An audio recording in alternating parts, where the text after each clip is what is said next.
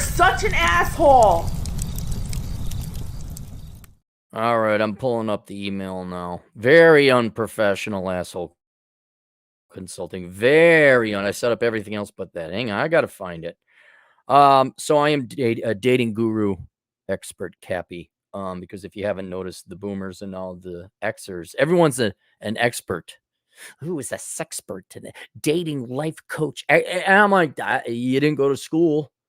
Your life sucks. Actually, if you go to my Instagram, you see a latest picture of what most life coaches look like. And I figure if we're just awarding ourselves titles, well, okay, I'm a dating guru. I'll tell you this, I'm more honest about it than anyone else. It's hopeless. Give up. Your life is going away, grain of sand by grain of sand. Go do something else. Where the hell did it go? Boop-a-doo, boop-a-doo, boop-a-doo. I got it. Was it here? Callie, advice on the largest expense. Is this it? No, that's not it. Oh, here we go. All right, got it. Okay. Anonymous writes, hello, Captain Capitalism. I have a dating question I don't think you've addressed yet. I have not. So thank you for contributing to the pool of knowledge. This will help other people. For the past few years, I've received free matches from various matchmakers within my religious affiliation or other matchmaking services who set me up with paying female clients. However, I typically only get 2 to 4 matches a year. And so far, all of them have turned out to be disappointments. All right. Again, going back into the dark times, the olden days, 1 out of 100. 1 out of it did over 300 girls. 1 out of 100 was worth a long-term relationship. 1 out of 100. Right? One of these services recently hit me up about becoming a paying member. I'm 34, 6 feet tall, make over 100,000 per year, work out 5 days a week. Plus, I'm very outdoorsy and have hobbies which tend not to attract your typical young female. I also have never had a root beer float and am conservative, libertarian politically. You don't have to mention any of that on the dating profiles. That said, I am not a Giga Chad in terms of looks or physique. How are you not a Giga Chad in terms of physique? You're going to the gym 5 days a week and you're 6 foot? You must be all right. I've noticed I no longer get as many matches on dating apps as I used to. Okay, let's stop right there. You have only improved. Like you're about to enter your like the peak of the prime. You're at the pearly gates of the prime. You said the password. All right, let him in, Bobby. You're about to go in, and your success online has gone down. I'm going to once again tell you that is proof, not an opinion, not postulation, not theorization. That is proof. It's not you. It's the market. I'm going to want to say it again because you have not for you. I'm not exasperated with you. I'm just pointing this out again for everybody to get it through their heads. Women don't like men that much. They like men. You got to be a certain type of man, but women's interest in men is going down. And I don't care if they cried in themselves to sleep and deep in the hearts and the minds. I am talking about what actions they put forward into the real world, which is the only thing the rest of the world can act upon. Right? It is not you, it's them. And I'm not even judging women. They have every right to do what they want with their lives. And we're seeing an exodus, I hate to say the word because it sounds so harsh, an abandonment of the opposite sex on the part of women. You tell me if the data looks any different to you. I'm the only one that got rid of the sex drive, or at least I temporarily put it on hold. Went again, got wiped the male sex drive wool from my eyes. Wiki. I look like, wow. Based on every bit of data I see, women really don't like men that much, except for the top 10%, which is now migrating towards top 5. I just want you to realize it's not you. So we correctly diagnose where the problem is. All right, moving on.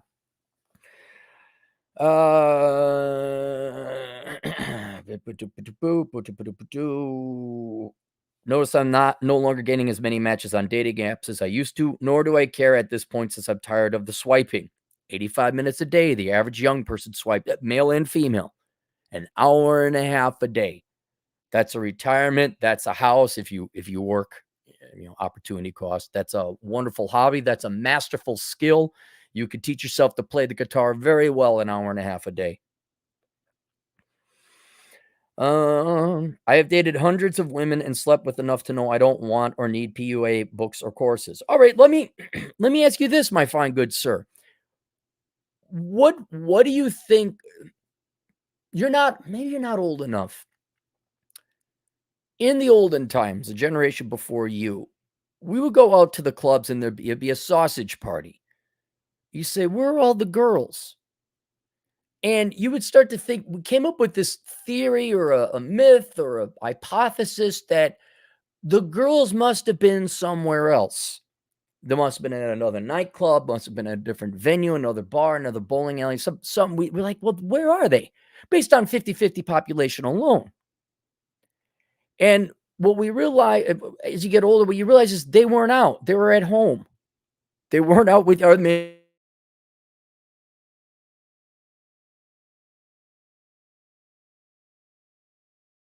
maybe they're out with some less of girls' away, so it's only left with, like, guys your age would come in and chase, they grab our 20-something women. You're grabbing our 20-something women.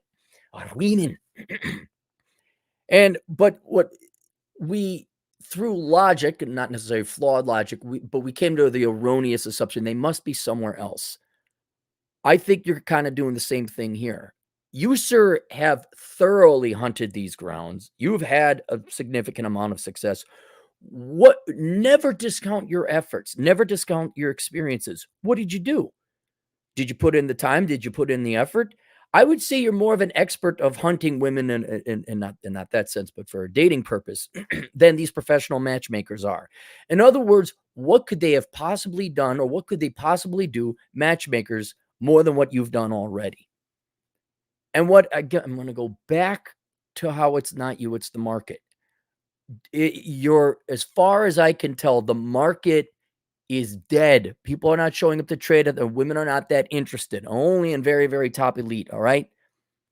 And so the question you're posing me is, should I continue fishing in this sewer? I was going to use an image of someone fishing. People actually do fish in sewers. It's kind of weird. Or do you want to pay someone to fish in the sewer? The problem isn't you. The problem isn't your techniques. The problem is certainly not your effort. And the problem isn't, well, maybe these matchmakers know. No, you're all fishing in a sewer. That's it. They're not that interested. There are just not that many fish in this particular pond, this particular lake. And so you're saying, should I pay someone else to fish in the sewer? I don't think they have a secret. I don't think they got the phone one. I don't think, they got the dirt. They know where the girls are. They're at this nightclub. You and your what? You're 34, let's say 12. That you and your legit 2+ decades of experience. You could, in 20 years of chasing girls, you don't think you haven't turned up every rock, looked into every crevice and corner? Oh, but Jessica at findmeamate.com or whatever it's called, you list 3 here. She knows. Wow, we found some in the back. I know they said they were fresh out, but we found some in the back. All right, here's the hot, gorgeous women with no college loan debt and a degree in accounting with their own place. There's a whole gross look. That's where they are. Bob and inventory screwed up. They're at a different warehouse. So I think going into this on the premise, what more could a matchmaker do for you that you haven't done already? And you mentioned religion.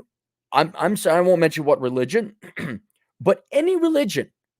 Okay, you got to keep a hat tip in the Muslims because of their traditionalism. They will actually go and try and find a wife or a husband for each other, for the corresponding spouse. I don't see Christians doing that. All I see is on the Christian side of things is pastors admonishing men for not man up and marry these women. No, I want to worship God. I don't want to. The main ones, they don't want to poop where they eat. Like, no, I'm here. I'm, the gym, the church. Like, these are where I come for ulterior things. And oh God, you better be a feminist. We're not even going to get into the politics of how Christianity just become cuckianity right now.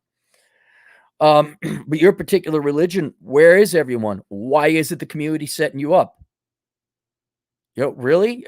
Or is it also afflicted with the same feminist propaganda where we promote feminism first and F you should marry her because she has a hoo-ha and we need more of our types. How dare you interrupt? Not how dare you have standards and put in front of getting future butts in the pews, if you know what I'm saying. So I would just not believe your eyes. What was your experience? What did you see? All right. No, it wasn't bad luck. That was the market. You were the foremost expert in that field. And I think paying just in general, you're just gonna hand the rod, say, here, you fish in this same sewer. That's it. But I'm gonna pay you a lot of money, which we're gonna get to later. And no, I don't think you need PUA book courses. I know you aren't fond of American women or marriage. It's not. I judge everybody individually, but generally speaking, I'm not a fan of Western women when it comes to dating. When it comes to workers, they're great. You girls are awesome.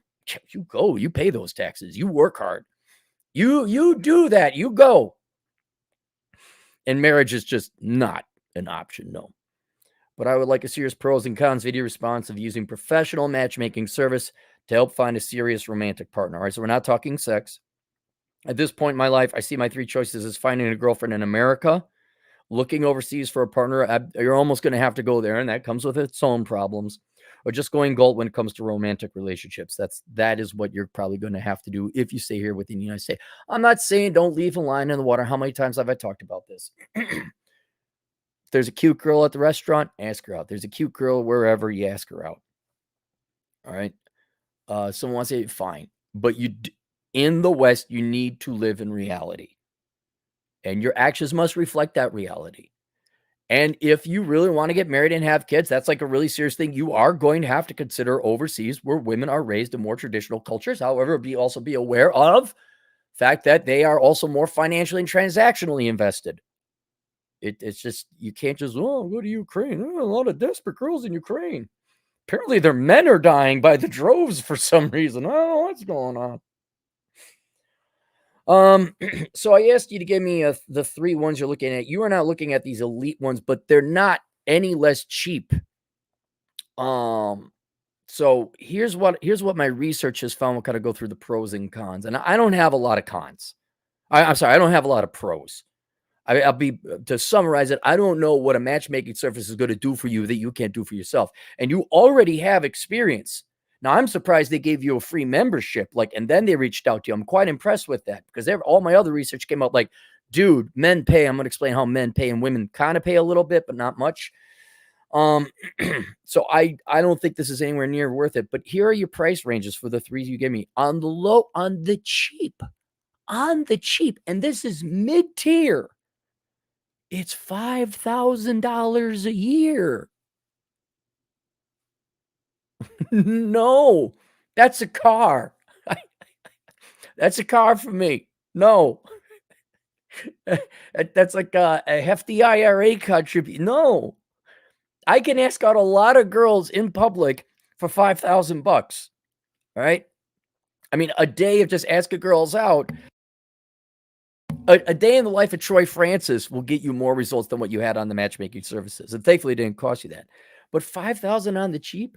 No. And then on the high end of this is 70 grand a year.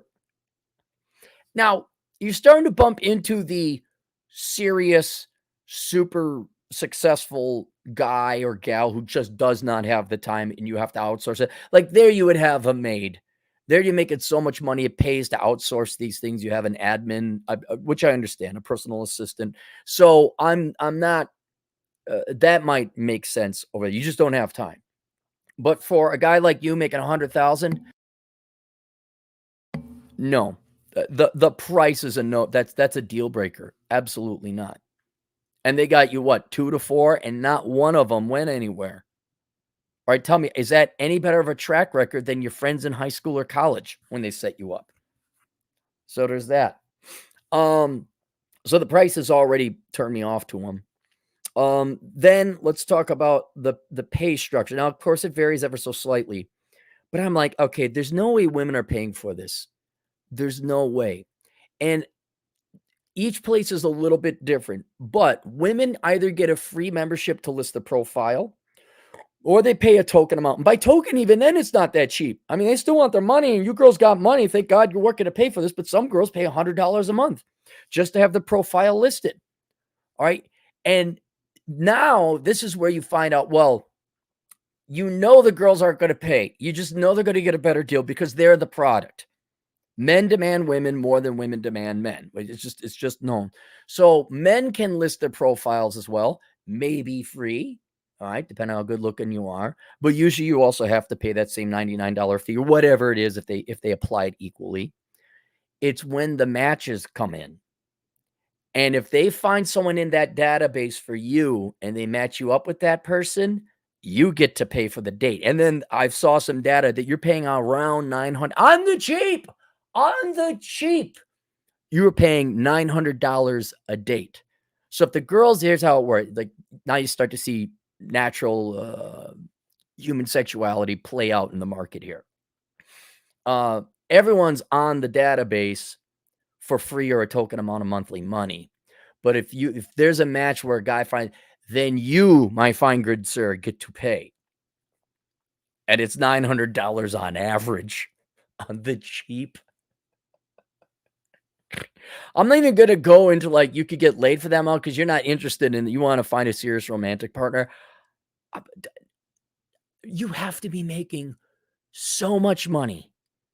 Like let's talk about the number. Let's just break this down a little bit. $900 to get a date. All right? A blind date. A blind one. So the only people where I would say an hour of just hardcore game going out in public and not harassing girls, but finding and talking like $900.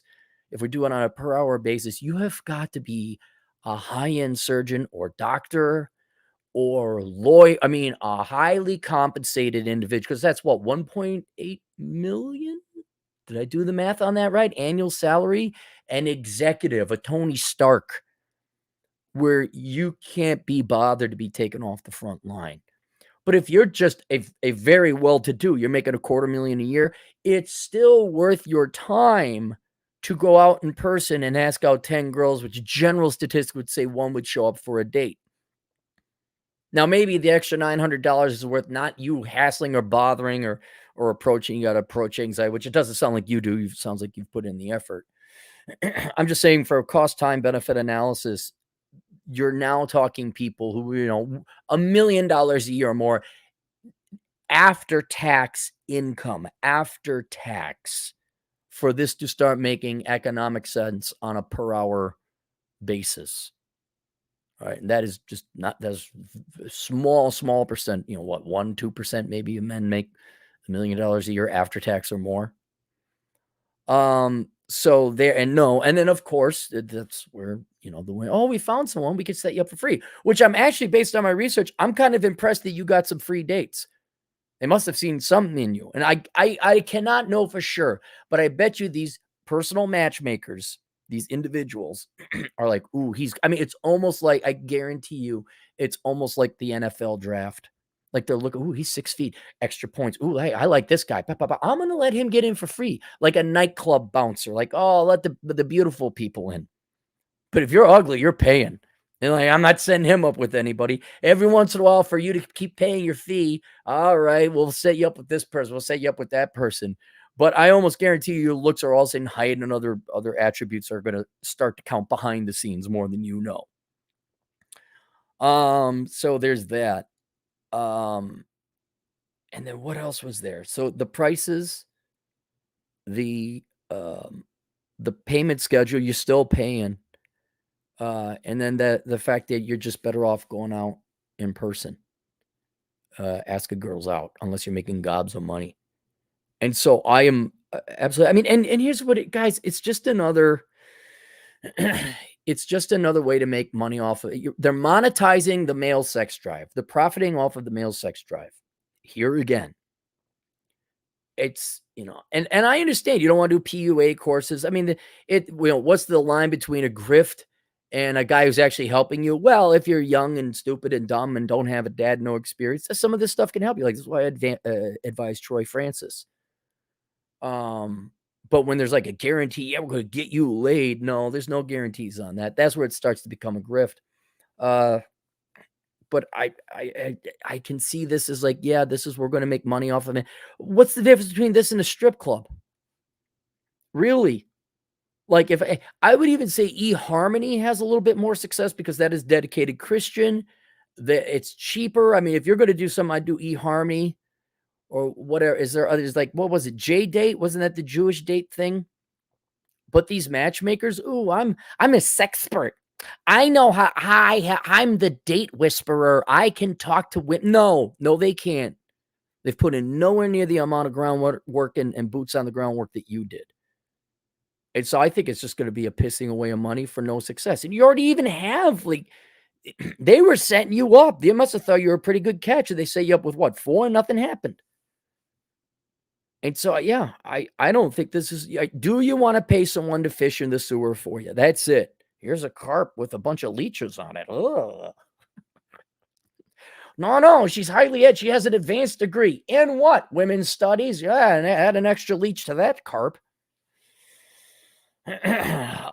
So the only way that I would even consider one of these dating sites, this seems to be mid to upper tier dating matchmaking services, is if you were incredibly rich and you do not have the time for this. But by that time, I mean, if you're looking for marriage, guys, women are not. Go look at the polling data. Link. You don't believe me? I linked to 2 books below, particularly the book of Numbers, Analyzing the ROI in the Pursuit of Women. I did the research. I went in there. I looked at polling data in terms of women's priorities. I'll say it again.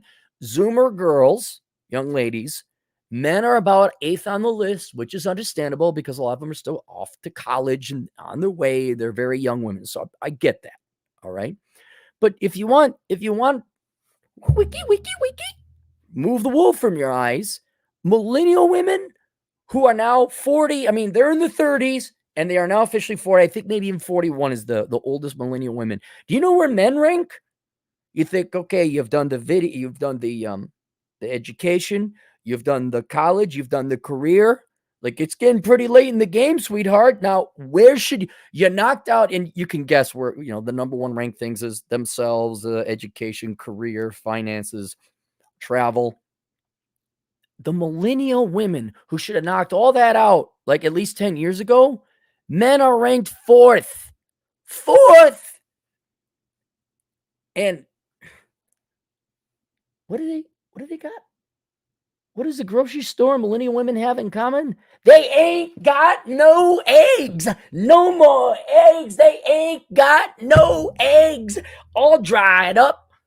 So if you wanted kids, and the younger guy, I mean, here's where fertility runs into. I don't know if you wanted to be a family man or just get married. The youngest, the gal's like, okay, you're prime. This is where you should probably start having kids. Well, I do remember women ranked having children higher than finding a man in the millennials. I think is 8th and 7th. But even the gals who are like, hey, menopause is right there. It's there. And they're still like, men are 4th. You have to go somewhere. You're going to have to go to a different culture. And again, I'm not judging. I mean, if women want to live that life, that's fine. That's your life. Just, don't come in like, what was it?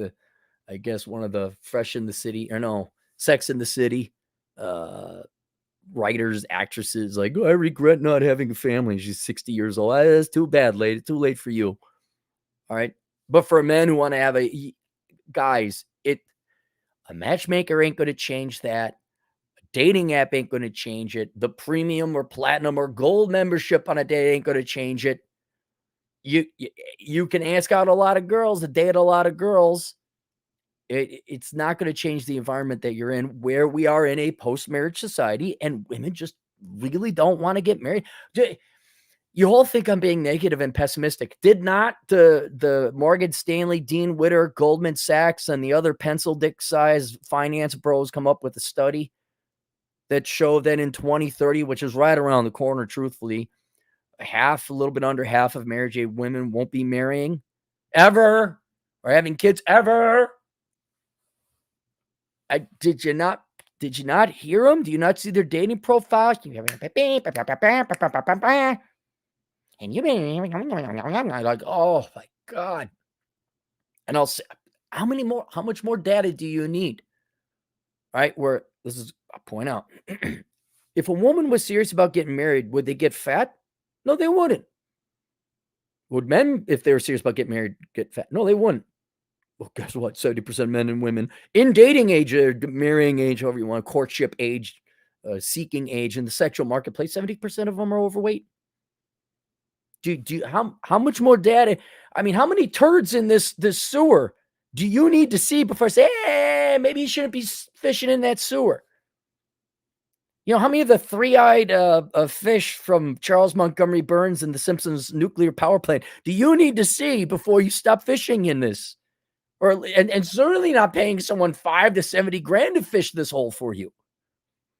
You know, again, I'm not a big proponent of going overseas because it's rife with its own problems. But man, that really looks like you're gonna have the three options you give. Yeah, that's where you're gonna have to go. And even there, you know. But yeah, I would not be paying for matchmaking services, gentlemen. Absolutely not. So there we go. Let's go through the super chats if we have any. So link below is the menu life without the opposite sex, which is going to be half of you young boys out there who aren't going to be young by 2030. I cannot. It's not my opinion. Don't shoot the messenger. I'm not a pessimist. I'm not a misanthrope, though I am a misanthrope. I'm not a misogynist because I can't say that word. I'm not a misandrist. We could say that word because it's okay to hate men. I'm just, here it is. I'm an economist. Here's the data. You know, here's some pictures of big turds, like Atham-sized turds that he dropped in the sewer. Do you want to fish where Atham poops? I don't want to fish where Atham poops.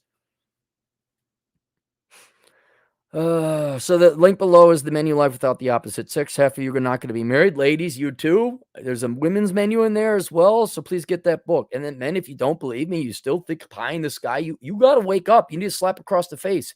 You want to slap across the face? Go pick up the menu, life without the opposite sex. There's the numbers. There's the data. Unbiased, audited, and seal of approval by an actuary. I get a kick out of all these wannabes. Like, that's awfully tough. Oh, look at this guy. You know, you boys got it. There's a couple boomer old timers. I highly doubt these statistics. Fine, doubt the statistics. Meanwhile, going to third divorce there, Herman. Dennis. Hat and Clogs, $2. Cappy, what's up, Hat and Clogs? Thomas, $2. Hey, what's up, Tom? How's the accounting going around? When do I get the girls, though? Why do they stress me out? Just guy, one thing I could give to the world is that all successive generations of young men do not spend anywhere near the calories, resources, energy, stress, and mental energy worrying about women like my generation and the boomers did. You got the data, man. You got the data. And I think that is happening. You see a lot of young men are just kind of waking up and like totally chilling out, not bothering. So I just hope you all. Cano Frockstar, $2. Since I stopped drinking, getting numbers is free. Getting numbers. See, stop drinking, getting numbers is free. Like getting girls' numbers? How was it? Why were you paying for it when you were drinking? Like you'd buy the girl a drink to get her number? Not even numbers, it's dates and whether you get laid or not. 200 rupees. Mayur GA, 200 Indian rupees. Live in India, no fixing skills. Realize from your previous vid. Start with bike, maintain. YouTube is confusing. I'm wondering, well, don't they have Indian YouTube, right? Are you saying the English language is confusing? I know depending on where you are, it's usually the second language. Don't have no idea of tools, nor have money to F up my bike. that is my only transport. What do you do? Well, if it's your only bike, yeah, hold on to it. I mean, don't almost I would get a piece of crap bike that you can afford and try and work that one back up. But depending on where you live, can you use a pedal bike? Like if you're in the Himalayas, no, obviously not. But if you're on the coast, I mean, it's, just use a pedal bike. But yeah, you're gonna make mistakes no matter what. In your tools, are you guys metric? I'm kind of curious if you're part of India. Oh no, if you're part of the Britain, you wouldn't be metric system. Oh, adopted by the Indian Parliament. Okay, so you guys are metric. Good. That'll show the Brits. Just go get yourself a metric tool set and just there's the YouTube, fix one thing at a time. And then if it's something to do with the engine or the electrical system, then I'd maybe think about hiring a pro if that's your only mode of transportation. Boop, boop, boop, boop, boop, boop, boop, boop, boop. That's it. All right. There you guys go. Oh, yeah, here. See, it's the same thing. Yeah. Look, it's easier than working on a car, I'll tell you that. And you guys got one cylinders usually as a main, like Royal Einfelds and other brands. Like it can't get any easier in terms of working on a motorcycle, I mean, or mopeds. So keep hammering away at it. It'll stick. Oh, I got another one. Uncle Tones, 20 generous. Uncle Tones is a swell guy. He's a swell guy. Great man, a good man, a man that Donald Trump would talk highly of, and a new guy. I don't think we've had Uncle Tones drop the money. $20. Gentleman, Cappy's right. Coming from an old Gen X. Too much time and money wasted. Yeah, just way too much. But I guess there would be every guy before the internet. And now it's like, guys, here it is. And to give you a little bit of hope, Uncle Tones, I've seen younger men, like they don't get that worked up anymore. Now they get defeated, they get demoralized rather quickly, which is understandable. But the handful of young men I've seen, colleagues of mine, either nephews, which are a little young, but teenage boys, like one kid broke up with his girlfriend, and then he's like, his first girlfriend, which is usually the biggest crush, he's like, I got more important things to do. Now he's learning HVAC. And my buddy, who's like his stepdaddy, he's like, yeah, all right. I'm like, she's doing better than us. So it is happening slowly. All right, that's it. We'll see you guys later. Toodles.